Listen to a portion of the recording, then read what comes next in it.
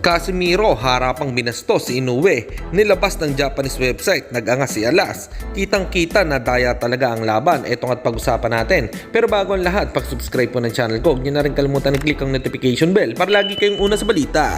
Laban ang aasahan, balita sa mga pambato na isasalang, pasabog na video, lahat yan nandito. Nino Cruz TV ang iyong paborito. Pag-usapan nga po natin mga kaboxing, pagdating nga sa Japan ni WBO Global Champion Janril 4 Olas Casemiro ay hinara nga ito agad ng mga media doon at madami ngang nagtanong ang pumuko nga sa aking mata nang nilabas na report ng Japanese website. Ang sinabi ni Casemiro ay Casemiro comes to Japan and says, "I'm the only one who can beat Naoya."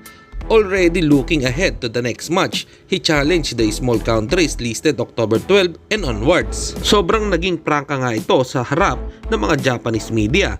Talagang maangas ang angas ng Pinas dahil hype na hype agad. Tsak na makakarating ito kay Naoya Inoue. At lalong maiinis nga ito dahil sa baluarte pa niya binastos ni 4 Alas. Samantalang Badyos nga natalo kahapon si Yumer Marcial sa Chinese boxer na si Tang Katihan via unanimous decision. Bagamat madami nga ang nagsasabi ay lamang daw talaga dito si Marcial, tila niluto daw ang naging laban at pabor sa Chinese fighter. Ito nga ang video at kayo na ang humusga kung naluto nga ang naturang laban.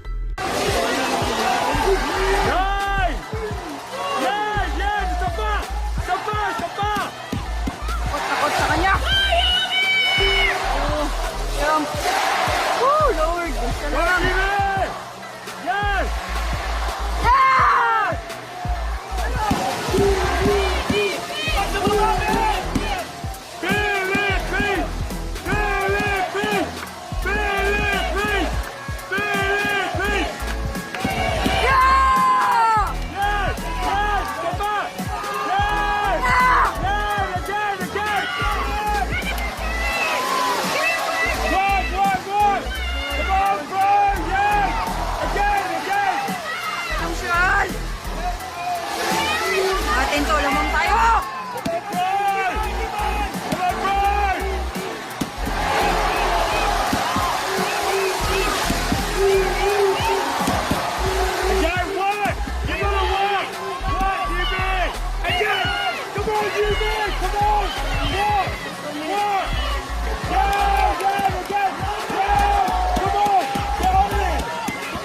Lamang tayo, lamang!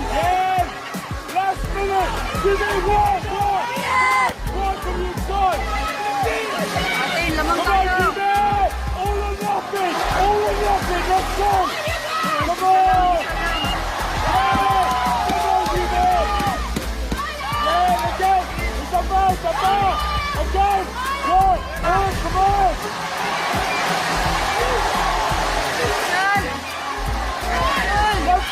Let's get up!